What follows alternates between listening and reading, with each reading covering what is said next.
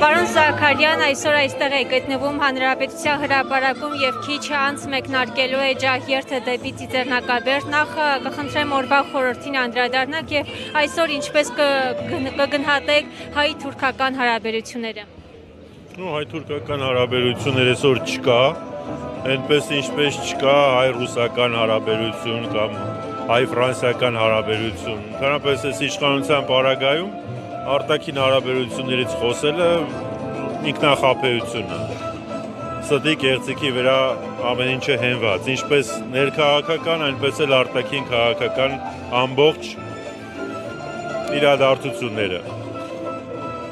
Օրվա խորհրդի հետ կապված պետք է ասեմ, որ հայ ժողովրդի սա ամենադաժան, բայց երբեք ու երբեք մոռացության չմատնվող օրն է եւ 110 տարի առաջ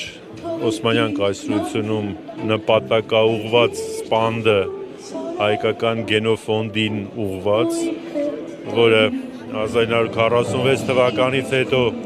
անվանվել է ցեղասպանություն եւ 1946 թվականին ՄԱԿ-ի գլխավոր ասամբլեայի համապատասխան կոնվենցիայով ամրագրվել որպես մարդկության դեմ կատարված հանցագործություն, որևէ կերպ աշխարհի կողմից մոռացության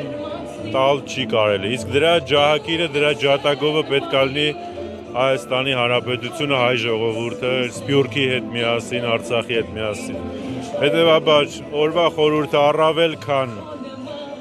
համազգային է, սա միայն այստեղ այս հրապարակում հավաքված մարդկանց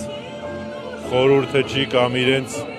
այսպես ասած, առաջնահերթությունը չի, սա հայ ժողովրդի առաջնահերթությունն է, սա Հայաստանի եւ հայ ժողովրդի անվտանգության առանցքային խնդիրներից մեկն է նաեւ ուղղված ապագային, սա բարոյական հարց է, սա քաղաքական հարց է, սա շատ կարևոր խնդիր է, որը մենք որևէ կերպ իրավունք չունենք, ուղղակի իրավունք չունենք տուրք տալ որևէ քաղաքական գործընթացի։ 20-րդ դարում տեղի ունեցած բոլոր ցեղասպանությունների արդյունքում մոտարապես 13.5 միլիոն մարդ է սպանվել, սպանդի ենթարկվել։ Եվ հրեաների ցեղասպանությունը, եւ Ռուանդայի ցեղասպանությունը, Դերսիմի ցեղասպանությունը տարբեր տարածաշրջաններում եւ դրանք կոնկրետ մարդկության դեմ ուղղված հանցագործություններ են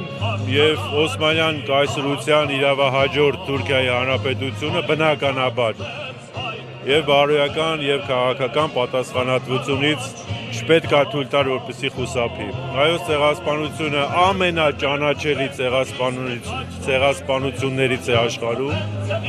եւ նախորդ տարիներին եւ առաջին նախագահության տարիներին եւ երկրորդ նախագահի եւ երրորդ նախագահի նախագահության տարիներին Սփյուռքի հետ միասին եղել է Հայաստանի Հանրապետության օրակարգի առաջնային խնդիրներից մեկը եւ այդպես էլ պետք է պահել։ Հիմա այս գործող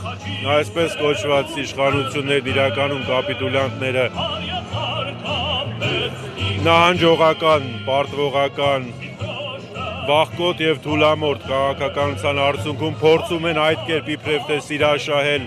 Թուրքիայի բարեհաճությունը ստանալ, հայտարարելով, որ